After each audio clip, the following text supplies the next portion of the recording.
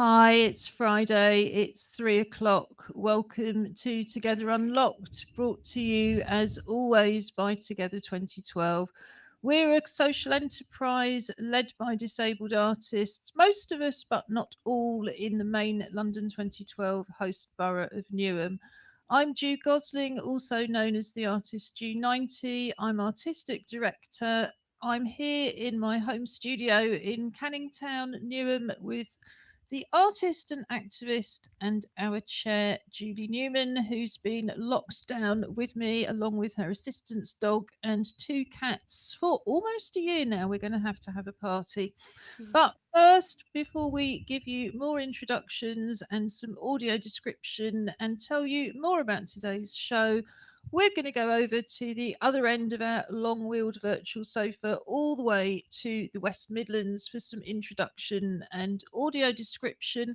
And on a Friday, as you possibly can tell, we dress up to go out to stay in. So I'm also going to ask our co host to tell you what they're dressing up to go out to stay in to do. Well, good afternoon, everyone, and I'm Tracy Surgeoner. And my for my audio description, I've got long blonde hair, held back with a hairband, a little gold bow on it. I've got pale skin, blue eyes, and today I'm wearing a creamy, sparkly jumper because I like my sparkles, and some blue brushed cotton, sort of very soft legging trousers. And I'm dressed up to go out to stay in to do a virtual craft and knitting and needlework exhibition. You're so glamorous, Tracy. Oh, Last week thank you'd you. got a sparkly jacket on and you were going out to supervise builders. I thought you were going to some very elaborate do, but yes, one day when we can actually see each other in real life, I shall really look forward to even the most basic trip because I know you'll be sparkling away and styled to the nines. Thank you. Over to you, Yeah, Robin. she dresses down when we go out, don't worry. Anyway, good afternoon, everybody. I'm Robin Surgeoner. I am business consultant at Together, and obviously co-host up here in Sutton Coldfield in our uh, studio, which does have curtains up behind us. Um, didn't have for about 15 hours after a disaster, falling down mid Zoom, which was quite funny to everybody on the other end of the Zoom call. So, what do I look like today? So, I have my ever lengthening, whitey silver hair with side parting getting further back by the week. I have blue eyes behind no rim black arm sunglasses. Yeah, I actually look like I've got a bit of a tan, which is astonishing. I'm not quite sure why that is. But anyway, and I am wearing a blue and grey and white vertically striped shirt with an open collar. Um, and this is half of what I'll be wearing to go out to stay in. I have some matching trousers that are just being made by my seamstress, and I'm going to go out um, and be a still life in the park as a deck chair. Now, I would have put money on Andy Pandy, but you probably have to be a boomer to know what I was talking about. But I seem to remember Andy Pandy because you were growing up in the States was a puppet show on children's TV, and yes, had a top very much like that one. Do you have to dress down when you go out with him, Tracy? I know that's terribly rude, but it just begs the question. No, no. My mum told me when I was a young teenager that you can never overdress. So I always try and think a little sparkle wherever I go. That sounds like such great fashion advice. Well, back in East London, yeah, I do like my sparkles, but I haven't got them today. Instead, I have a self styled hennaed Corona crop under a mauve, cotton baseball cap. I've got pale olive skin with green eyes behind black plastic glasses. I've got black wrist braces, silver coloured jewellery, and a purple t-shirt that says fabulous. And my pendant is what Robin describes as a lesbian axe, but it's a Labris pendant. And I'm dressed up to go out to stay in to remind people that although February is LGBT plus History Month, because it moved online, there have been more activities than ever before, with people joining in from all over the world. So, activities continue this month, and you can still go to the LGBT Plus History Month website, click on the calendar, and see things coming up every day, including, as in February, on a Friday night, you can do, what do you call it? Life drawing with Margate drag queens as part of Margate Pride. I'm going to come back to some of those other activities in Something for the Weekend, which is a section we do every week on a Friday after 3:30, where we recommend things you can do for the weekend from home, online or offline, and mostly free. Julie, finally, who are you? What do you look like? And what are you dressing up to stay out to go in to do? I'm Julie Newman. I'm the chair of Together 2012. I'm dressed up as a suffragette because I'm going to go to see Princess Sophia Dulap Singh, who was a suffragette, an Indian suffragette, who was very, very actively engaged in social. That's just the cat called Sparkle, who obviously came when she heard her name. She was born in this country. Her father was exiled from India, and she did in fact go back. He was the Maharaja of Punjab, and she did in fact go backwards and forwards. But she was very, very actively engaged in social issues, including particularly the vote for women in this country and in India. So, of course, it's International Women's Day on Monday, when indeed Tracy will be back on a Monday for once, because the women are taking over on Monday. We have a highlights and links page on our main website, www.together2012.org.uk. You have the Together Unlocked TV page where you can watch this show live with live captions. Link to that, or from the pull down menu, you have the highlights and links. We'll be putting the biographical link into the suffragette you've just mentioned, whose name again is Princess Sophia. Princess Sophia. And we will have links to all of the things we recommend for the weekend, and indeed anything else. Yes, our schedule that we keep in front of us, I don't think people could actually see, but we had a massive crash a moment ago as the cat kind of just leapt up. I didn't do my audio description. Yes, so we're going to come back to Judy for the audio description. Sorry about that, guys. I was completely distracted by that cat and the crash. I'm wearing a little straw hat with a purple ribbon around it. I'm wearing a white long-sleeved T-shirt. I have gold and silver hair, which is peeping out from below my hat, my tasteful hat, I have to say. I have dark rimmed glasses, and I have a sash which says Votes for Women, and a little rosette which says Votes for Women. It's written on the white on the inside, on both the ribbon and the rosette, and the outline is in green and purple, so white, green, and purple were the suffragette colours. And am I right in thinking you got that ordered it from a fancy dress shop, Judy? Cheap and cheerful.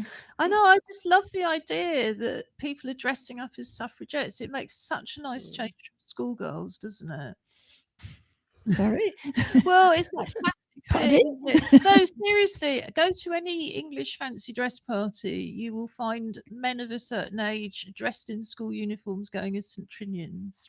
Didn't he say? But I've never actually seen anybody dressed as a suffragette before. So I think that is really welcome. Just to finish the audio description, behind us you can see a little bit of our Together 2012 graffiti banner. You can see pictures of the full thing quite often regularly on our website. That has images of all the different art forms we cover during the year, from visual arts, drama, music, live art, street art, circus art, photography, film, spoken word, poetry, and more.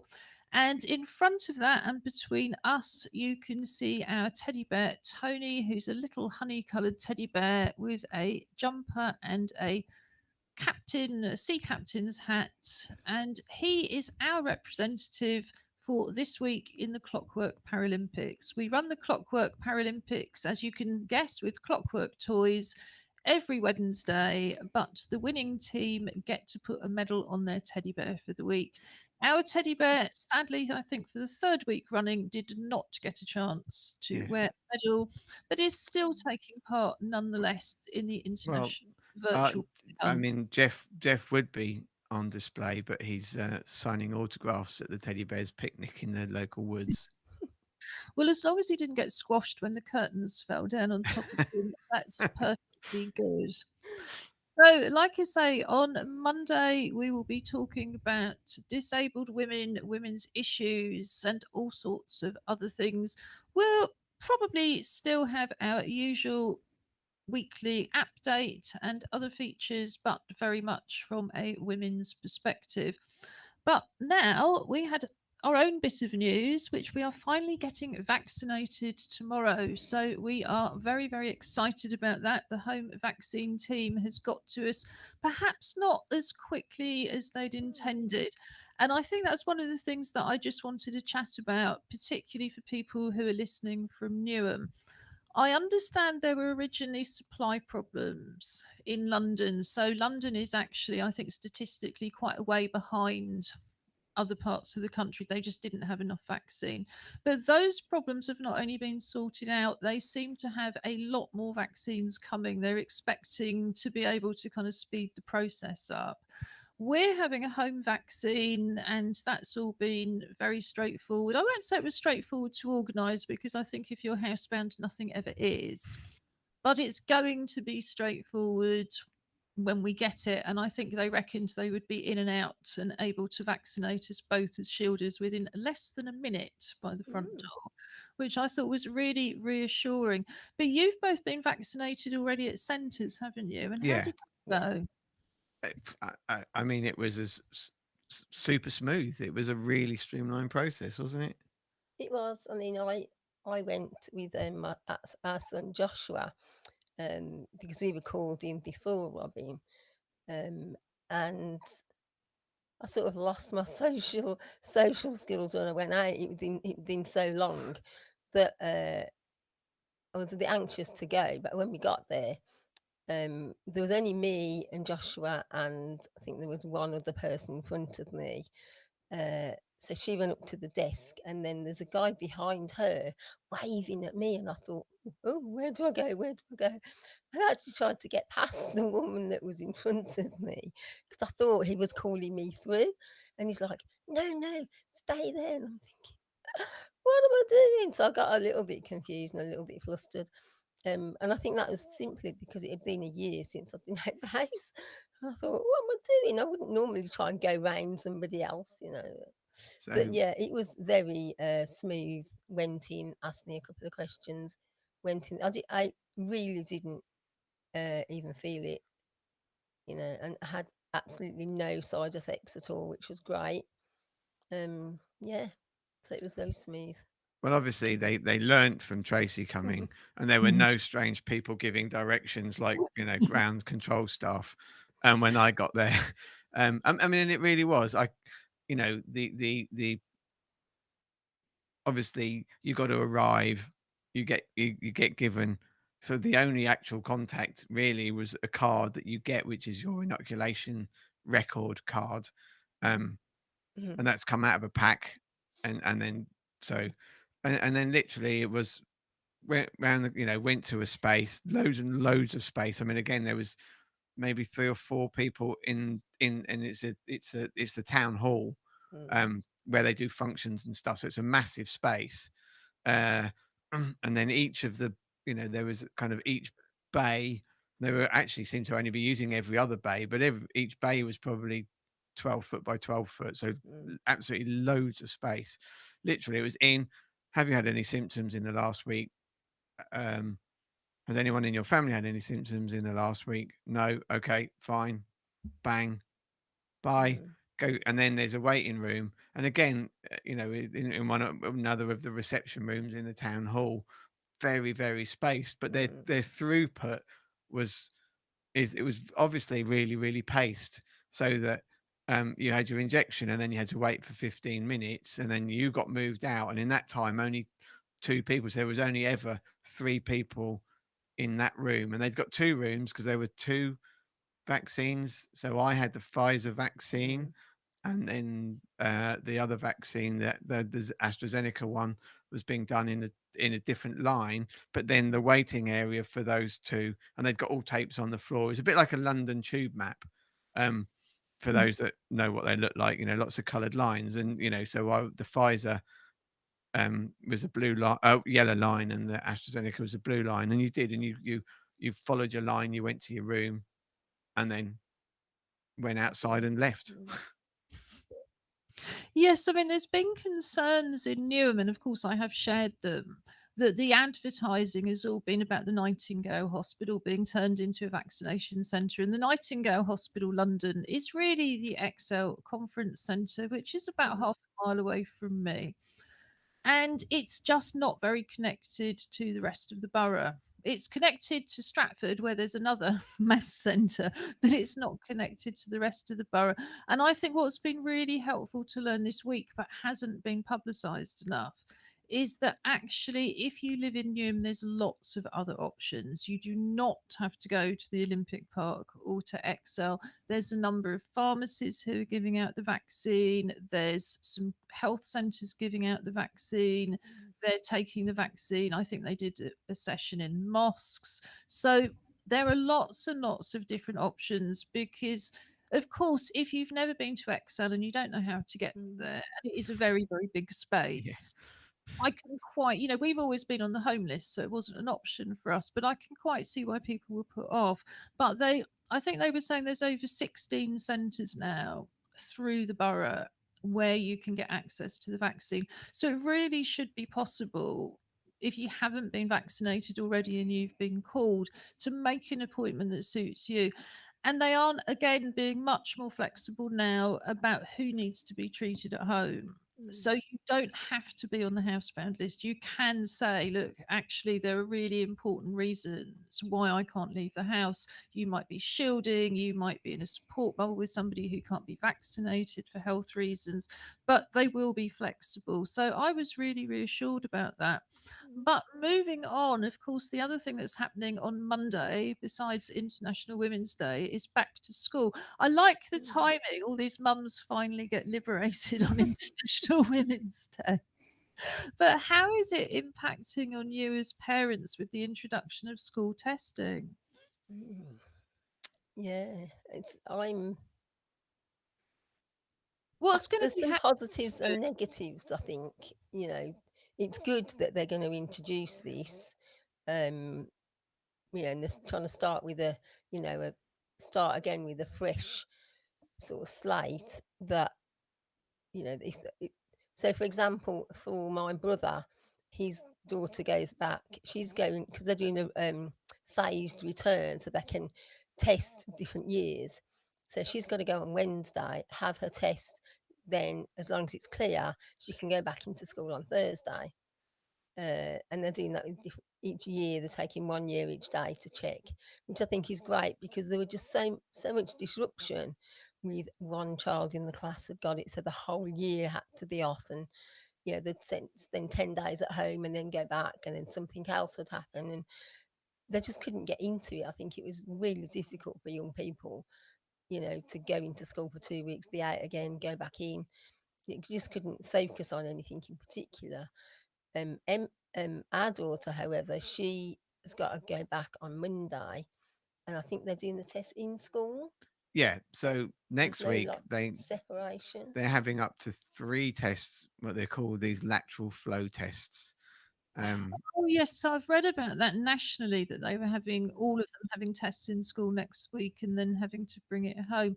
I mean, the interesting thing about lateral flow tests is they can't tell you haven't got it. They can tell you have got it, and they're very, very good at telling you have got it, or they can give you an inconclusive result. But of course, the test that you have to send away for and wait 24 hours can't really tell you whether you've not got it either. It's that same thing, because you can have the virus and there's not enough virus yet to register on the tests. So I think some of the criticism, I think, has been a bit misplaced, because they say, oh, it gives false negatives. And you think, well, no, it doesn't give any negatives. It just tells you if you've got it. But how's it actually going to work in practice for young people? Well, as far, I mean, so we've had lots of emails and stuff from school, including consents, because you don't actually have to consent to do it. You could go and refuse to have the test done. It's or maybe they wouldn't let you into school.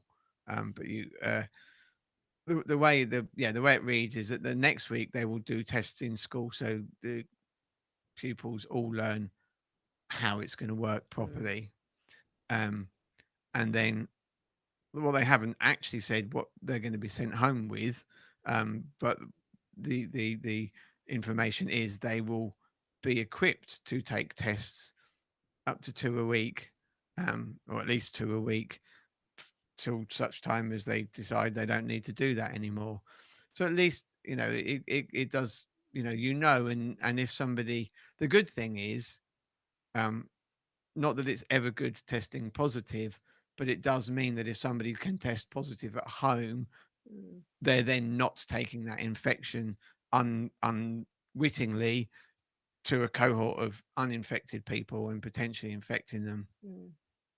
Yeah, I wouldn't quite draw those conclusions, because that's not quite true. Because for them to register as infected on a lateral flow test, the chances are they would have been infectious a couple of days previously.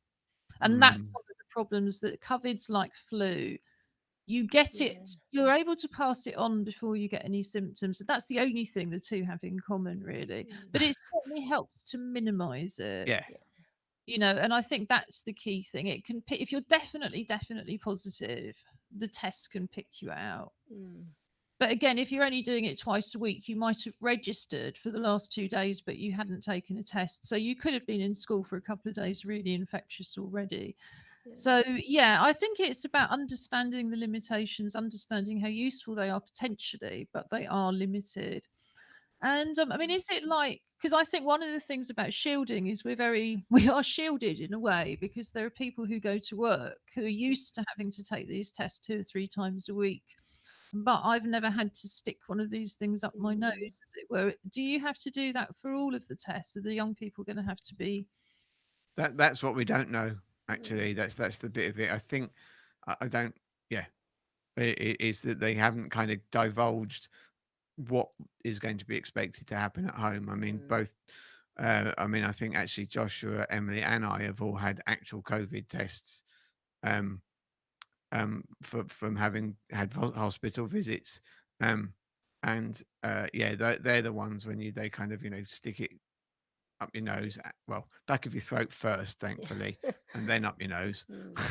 But yeah, I think watch this space on exactly how it's going to work, because if Okay, well, yeah, if you don't mind, then I think we will just check back with the two of you Yeah. in a week's time to see how it's gone. So moving on to art, as we should be talking. Well, what should we be talking about? Whatever we want to, but I think everybody, I think, is still very much got schools, lateral flow tests, vaccines, and so on their minds. But we've been talking with Tracy about work you can do with just using recycled art, things you have at home. And as a result, you took up the challenge to paint with tea bags, didn't you, Julie? Do you want me to pop the picture up on the screen, or do you want to hold your actual sketchbook up? No, stick it on the screen. It'll be easier, I think. If that's okay, please. Right. What we have here is a A3 sized piece of paper, which has been swabbed. Sorry, not swapped. It was swabbed with damp tea bags, and then little small tea bags with just one corner wetted to try and highlight the darker areas. And it started off, I just started to swab the paper with the tea bags, and I had no idea of what it was going to look like. And as it started to develop, I realized that it looked like one of the open source pictures of the Mars.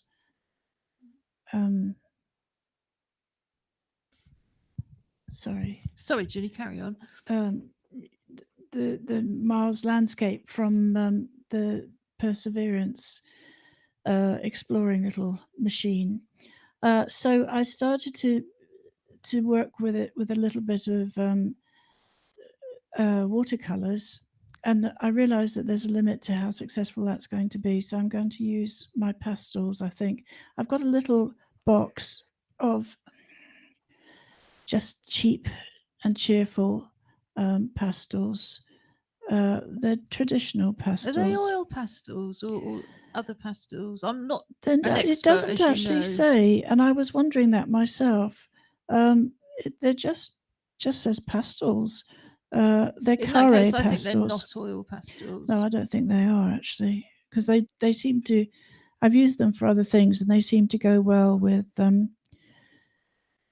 watercolor. So they come up like this. You basically, I like this little box because it's got browns and black and white, which is it's pretty flexible. You can do quite a lot with that.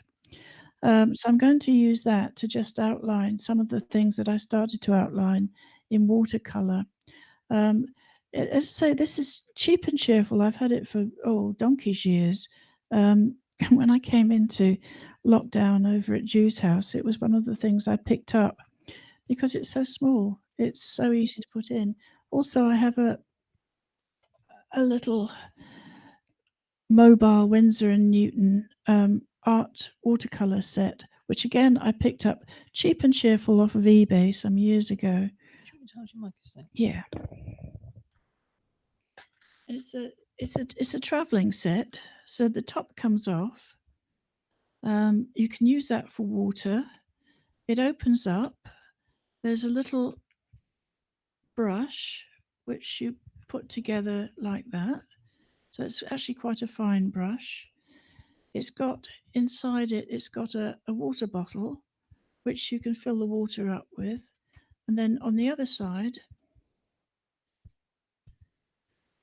it's got little palette and little blocks of watercolor. They're ever so old. I've had this for such a long time, I cannot even begin. But again, it's small, it's easy. It's this little traveling watercolor set, which is ever so easy to use. But you can see sort of like some of the colors that I've used on the painting itself just lend itself to it. I do I'm tend going to have to give you the mic back because I can't hold it I anymore. do tend to blend, but it's basically one of the things that I learned from this, which I thought was ever so useful. And if I'd thought about it previously, I would have realized it. But I'm using this pad,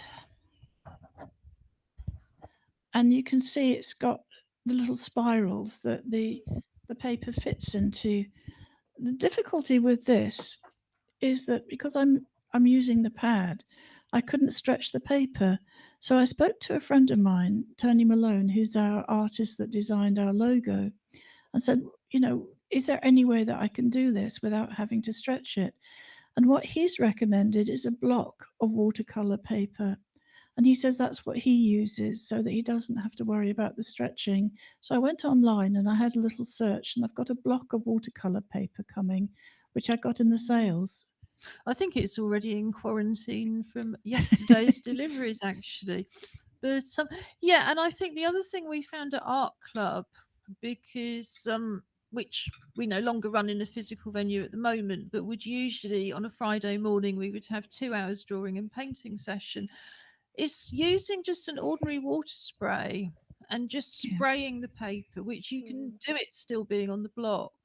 and that stops it. You know, if you're drawing onto damp paper or painting onto damp paper rather, then you don't get all that kind of uneven patchiness where it dries. So you can do that instead of stretching it as well.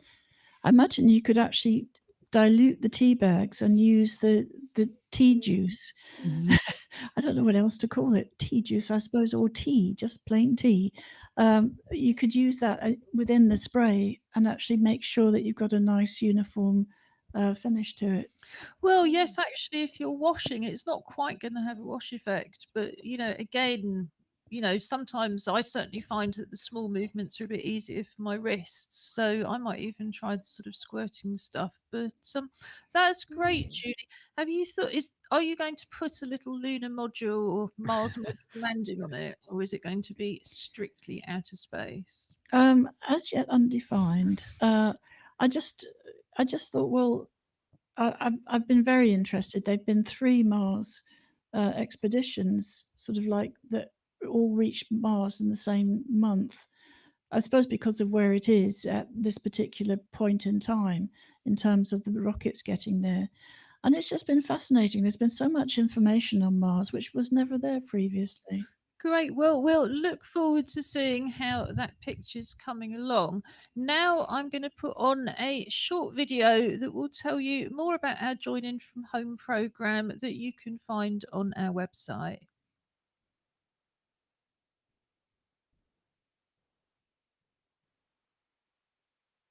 Together 2012 is running a Join In From Home program from our website, together2012.org.uk. Click on the link at the top of the page, Join In From Home, to go straight to the main page where you have a wide range of accessible, inclusive creative activities, mostly using things that you would already have at home. At the top of the page and throughout the pages, you will also see videos in British Sign Language to translate the site for deaf people.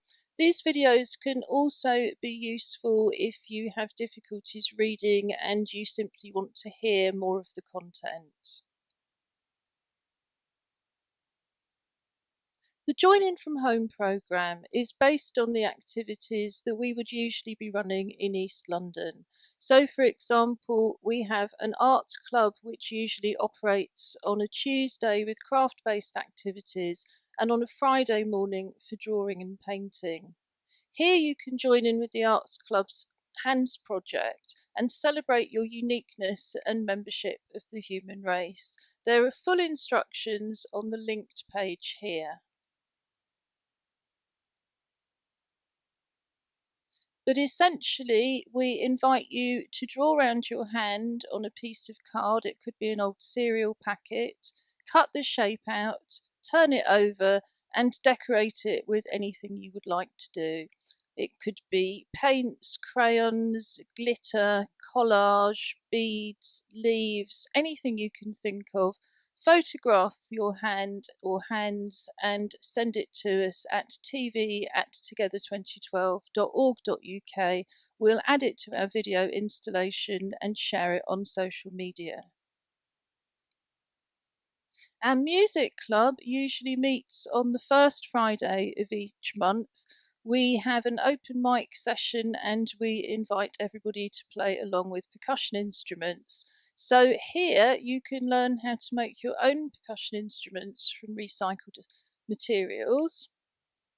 And you can also join in a percussion workshop from last summer in terms of carnival percussion. So these 3 instruments are used most often in carnival. We have a shaker and a go-go and a hand drum.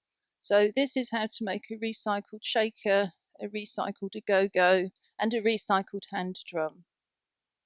You can also, if you're technically minded, make your own tactile sound instrument. This does require a few simple electronics, but is a very interesting and exciting project as part of our Vibrafusion ongoing work. You can also listen with Together.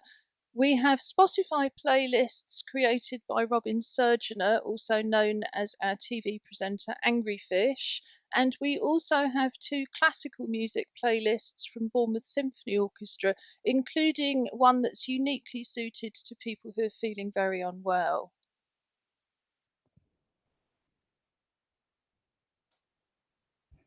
I always enjoy looking at that film. Oh, goodness, Tracy's changed. Um, Yes. So before we come back to that, let's just introduce our new host and have a bit of audio description. Hi, I'm Josh Surgener. I'm one of the other hosts of Together Unlocked, and I am a PhD student in. You're right. Sorry. He was trying to twist the mic and just twisted it. It just wasn't happening. It's like when you open a bottle and you just spin and nothing really happens. Yeah, I'm a Together Unlocked host, and I am a PhD student as well. So for my audio description, I have rather long blonde hair, the same as Mum's. Ginger beard, not the same as Mum's. And today, I'm wearing a kind of pale blue, baby blue, sky blue. I don't know. One of the artists can tell me what shade of blue it is. Shirt. It's actually a long sleeve shirt, but I have the sleeves kind of folded up, rolled up to the elbows. And are you dressing up to go out to stay in? Yes, I am dressed up to go to a session of the International Conference of Environmental Ergonomics, which actually happened yesterday, but they happen every other week. So I'm dressed up as if I was going in person, because in actuality, being that they're webinars and that nobody can actually see me, I tend to just do it in a hoodie. But assuming that I was going in person, I'd be wearing a kind of nice shirt. So yeah, I'm dressed up to go, or potentially at some point, hopefully present at the International Conference in Environmental Ergonomics. And thank you very much to Tracy Surgener. Like I say, usually we would have to wait another week, but in fact, she will be back on Monday. So, Julie, what did you want to say about the film? I enjoy looking at the film because it reminds me of all the different things that we've done over the years. And I know you've set up a lovely archive, with pictures and details of past projects, and it always makes me feel quite warm when I look at that and remember it. Yes, because I think the important thing is they're all ongoing projects, and that's what we've really tried to forefront within the Join In From Home program, although we are updating it obviously after 12 months. But so many of these things are ongoing projects, and projects we can come back to, projects we can do in different places, projects we can do digitally. It's not true of everything, sadly, but yeah, I think with a fair old amount. And certainly the music stuff, really exciting. We're moving forward with the Vibrofusion project. I believe the Canadian website is back up and running. And yeah, I think we might do some more recycled music very, very soon, if only because A, we really enjoy it, and B, Josh is a percussionist, so why not take advantage of that? We can get him to advise us. But in the meantime, what do we recommend for the weekend? What is your something for the weekend, Robin? Okay. Well, I'll give you my first one. This one, it's tomorrow night at 7:45. The full title is Russell Kane and Friends live on Zoom in aid of Rethink, which is a mental illness charity.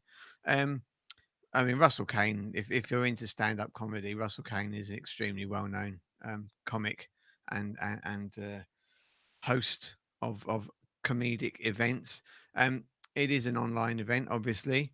Uh, I say that I shouldn't say obviously. Apologise. It's £7 per household. So if you live on your own, it's £7. But if you live in a house of 15, it's still only £7. And as I Well, say, you might find you've got a family of four, but it's still £7 to you, Robin. yeah, that's right. Yes, it's going to cost me £7. Uh, um, but just a great event, and it's just kind of nice to know that these things are happening out there, and people are not only thinking about their careers, but actually using their careers to be supporting other people. So I think that's kind of a really good event. As I say, it's a Zoom event, and the link to where to get tickets will be on the highlights after the show.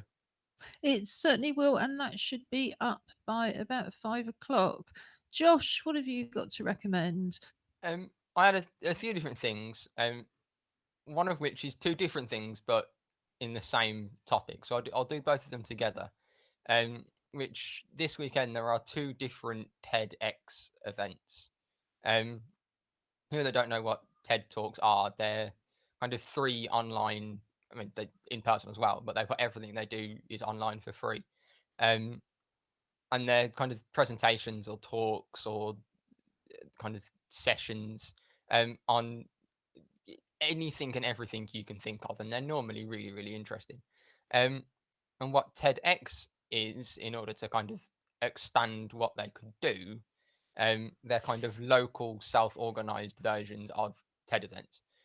So there's one called TEDx University of Salford, which is the University of Salford have organized, and it has a theme of New World Normal. So there's 10 speakers, and I looked through them briefly. There's a guy that's done a huge amount of stuff around kind of esports and the Olympics and media. There's someone that's a kind of epidemiology professor, and so that looks really interesting. And there's another one that's TEDx Berkeley, which is Imagine If. So I can't remember the exact quote, but it'll be on the links page, describing it. But the title of the on the website was "What happens if the clouds melted into cotton candy? Would they taste blue or pink?"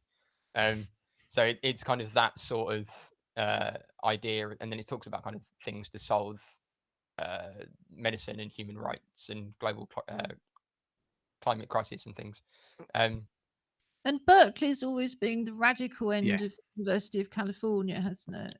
Yeah, so I mean they hold one kind of every year, because there's the education centre around there, but they're both the UK based one is all day on Saturday, and then the Berkeley one is Saturday evening and Sunday evening. They I both ask, sound really interesting. on behalf of Tony the Teddy Bear, does anybody know what TED Talk stands? What the TED bit of TED Talk stands for? Technology, entertainment, and media, I believe. No, design, technology, entertainment, and design. I think. That would certainly make sense. I've always wanted to know that. What's your first activity you'd like to recommend, Julie? Well, I read something in the news about the DNA of woolly mammoths being used to consider how to survive climate change. And it sparked my interest. And I realized I've never been ever to the Natural History Museum in London. So I thought, oh, I wonder what they've got, online, which is accessible. And they've got lovely resources there. They've got tours of the exhibition. They've got research. They're doing their own research programs, which are funded. There's activities for young people and families. So I thought, I think I'll spend the weekend going through the Natural History Museum. I think that sounds like a lovely thing to do. I remember having a meeting there once, and it's always partly the wheelchair route, isn't it? The wheelchair route is always going to be a bit more kind of backdoory, but more interesting for all of that. And going through this huge kind of space where you just realized how many Victorians had slaughtered how many animals because there were just shelves and shelves and shelves of things like giant turtle shells. So it was quite, but it was a very, very interesting site that, like you say, I'm sure if I'd gone for a work meeting and I hadn't been a wheelchair user, I would never have seen it because there would have been some kind of stepped side entrance. But I'm amazed you've never been. I look back in the past and Right. mind you, I've always had a child with me. Yeah, I was When going to say. I mean, I could probably describe you both the Natural History Museum and the Science Museum as audio descriptions of the entire places with routes to where everything is, because despite living in the West Midlands and have done ever since Josh was a baby, we have made multiple trips to London to those museums, and they're great actually. They're fab.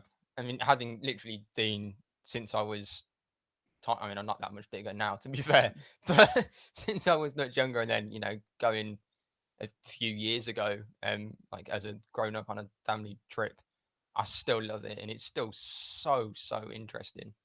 Yeah, they're great. I mean, I just hope all of these museums are able to keep going with that same spirit given that their income is going to be considerably lower for quite some time to come. I would like to recommend, well, it's not taking place this weekend, but this is the weekend to book it. The London Lesbian and Gay Film Festival some years ago became known as Flare. I think they found it just easier than saying the London Lesbian, Gay, Bisexual, Trans, etc. Film Festival. But it's always been notoriously inaccessible. And I was really reminded of this when I was speaking at the Glasgow Film Festival on Tuesday, because Alison Smith, who I think we all know as a deaf artist from Scotland, was posting in the chat that nowadays in Scotland, all of the film festivals have BSL and they have live captions and they have this and they have that. And in London, what Flare used to do is get the deaf community to take a vote because they would only interpret one film. And we've just had horrendous experiences trying to access it because, again, 2 wheelchair spaces. So we went to a special screening of Pride and there were 2 wheelchair spaces opposite sides of the auditorium, and we only had one PA with us. So my point is that because it's online, in theory, it's much more accessible, but there are still ticket limits for the events. So if you haven't been able to access Flare in the past, either because of the appalling access, despite the public funding, or just because you can't get to London, this is the weekend to go through the programme and book it all out. In terms of the films, I haven't been able to tell if there's a limit on the audiences. But the good thing about the films is you don't have to see them on just one day. Everything in the festival will be available to watch on BFI Player, as they call it. It starts, I think, on the 17th, which is the middle of the week after next. But things that sell out in terms of online events tend to sell out quite quickly. So I would really recommend that. And also, and I'll put both of these in the highlights and links page, LGBT plus History Month events are still running, and so is the Outing the Past Festival, which sort of takes place as part of LGBT plus History Month, but always goes on through March in any case. Who's got something else for us from the West Midlands? Did you say you had more things, Robin? I mean, You can go first if you okay, okay. So the second one I've got, again, it's not this weekend. It starts on Monday, and it's a little bit different. And I think so.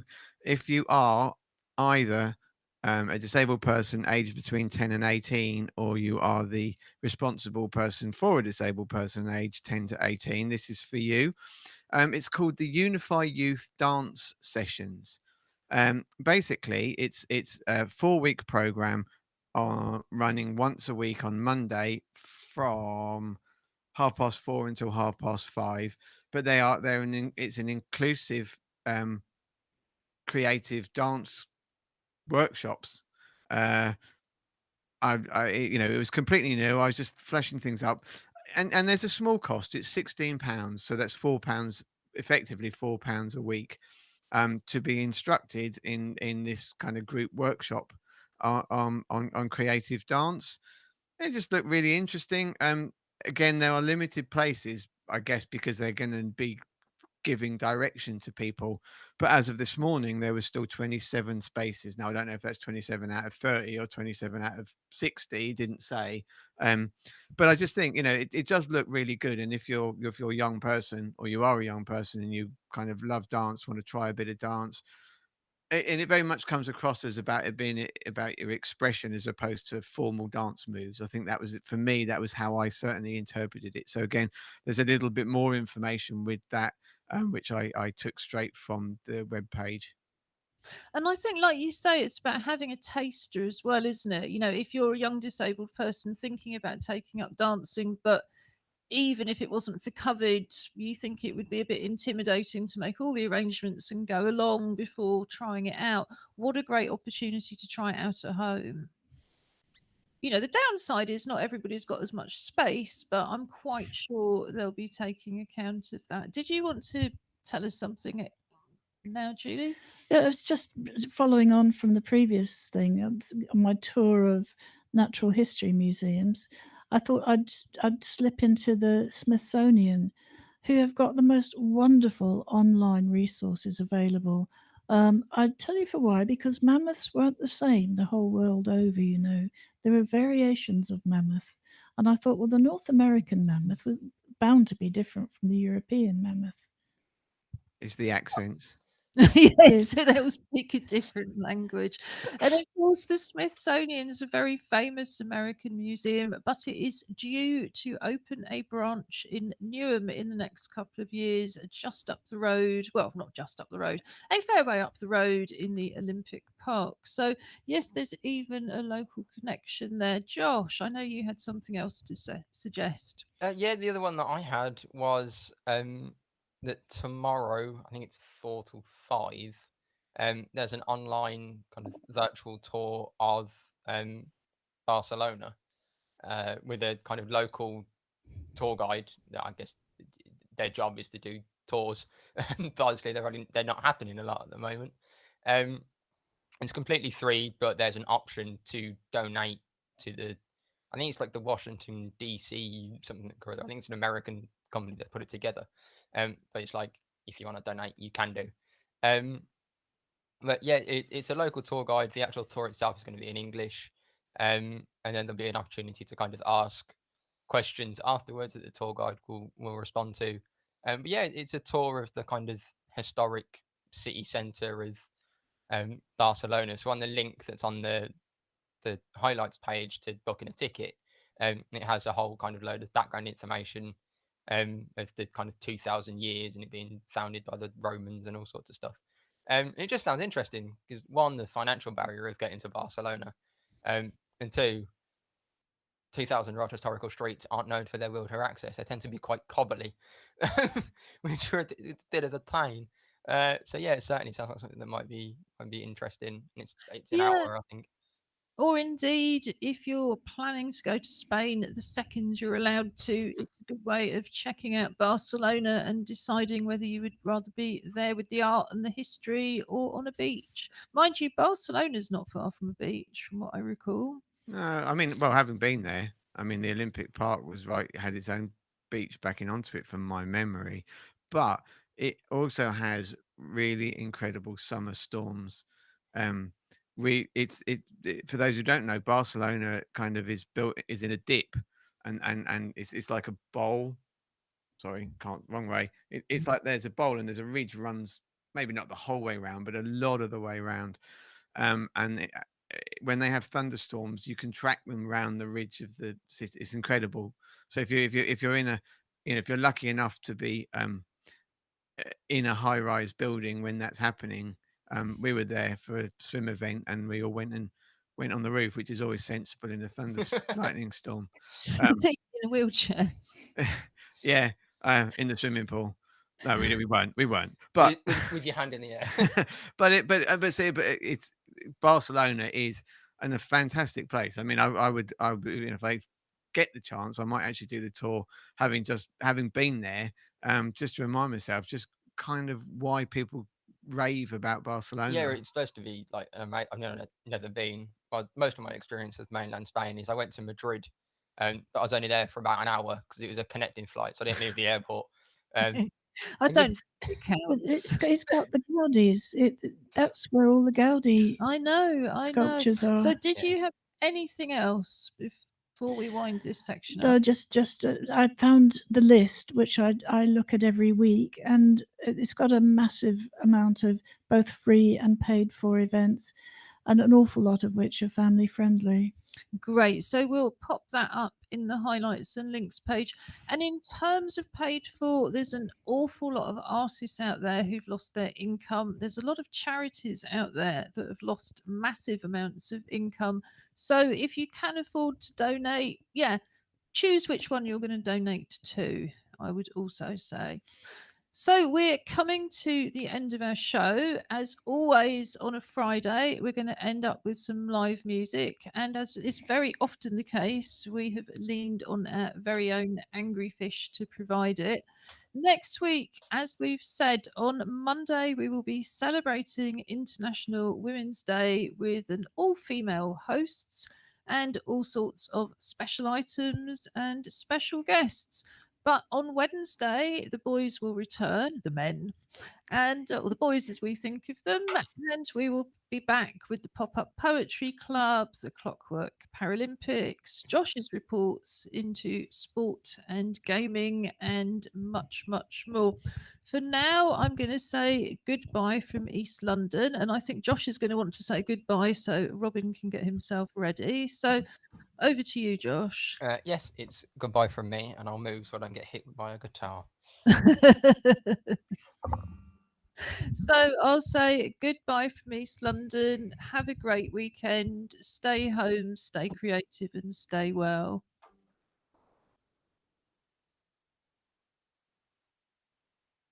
Okay.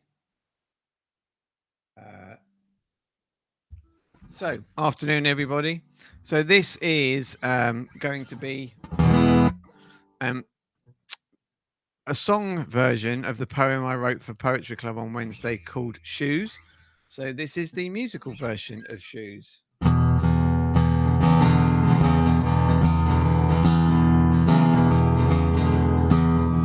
Shoes, shoes, shoes, espadrilles and boots. A myriad of styles in which to dress your foot. Imagine the panic if they could tell stories, exposing your lies and telling your truth.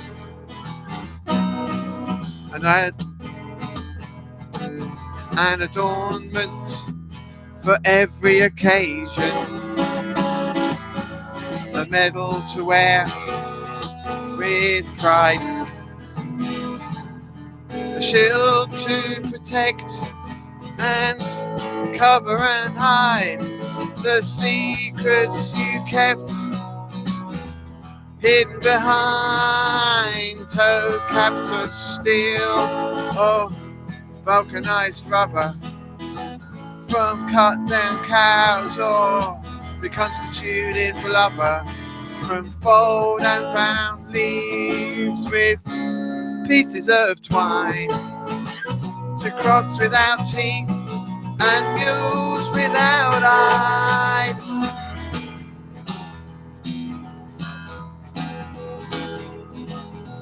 Furthest from your heart, yet closest to your soul, designed for every occasion.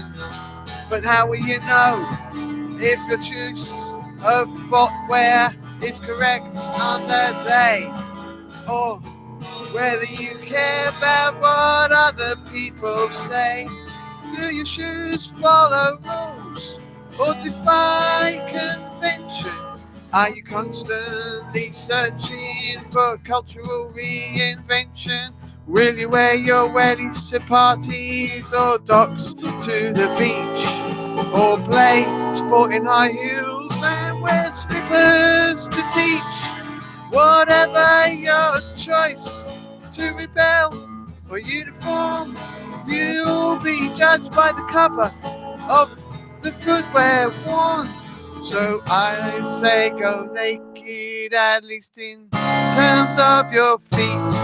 Let your toes do the talking, let your soul say discreet, with toe caps of steel and vulcanized rubber from cut down cows, or reconstituted blubber from the fold and bound leaves with pieces of twine, to crocs without teeth and mules without eyes.